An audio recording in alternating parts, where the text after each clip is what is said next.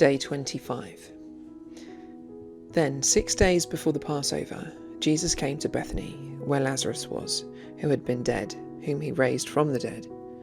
So they made him a supper there. Martha served, but Lazarus was one of those who sat at the table with him. Therefore Mary took a pound of ointment of pure nard, very precious, and anointed Jesus' feet, and wiped his feet with her hair. The house was filled with the fragrance of the ointment. Then Judas Iscariot, Simon's son, one of his disciples who would betray him, said, "Why wasn't this ointment sold for 300 denarii and given to the poor?" Now he said this not because he cared for the poor, but because he was a thief, and having the money box used to steal what was put into it. But Jesus said, "Leave her alone.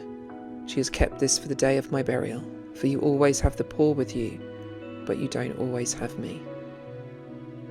A large crowd, therefore, of the Jews learned that he was there, and they came, not for Jesus' sake, but that they might see Lazarus also, whom he had raised from the dead.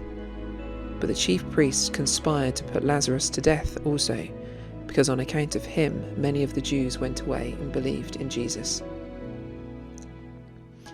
On the next day, a great multitude had come to the feast.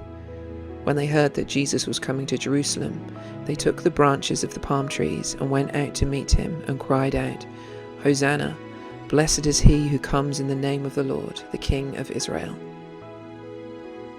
Jesus, having found a young donkey, sat on it, as it is written, "Don't be afraid, daughter of Zion. Behold, your king comes sitting on a donkey's colt." His disciples didn't understand these things at first.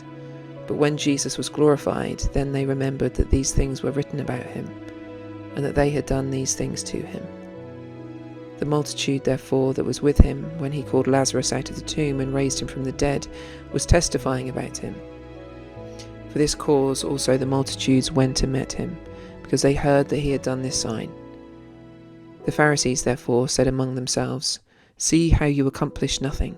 Behold, the world has gone after him." Now there were certain Greeks among those who went up to worship at the feast.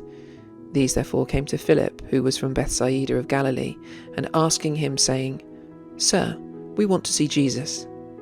Philip came and told Andrew, and in turn Andrew came with Philip, and they told Jesus. Jesus answered them, "The time has come for the Son of Man to be glorified.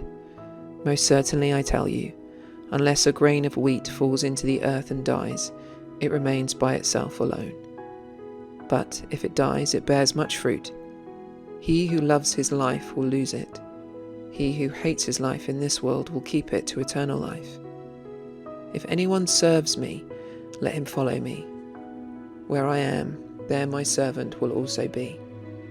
If anyone serves me, the Father will honor him."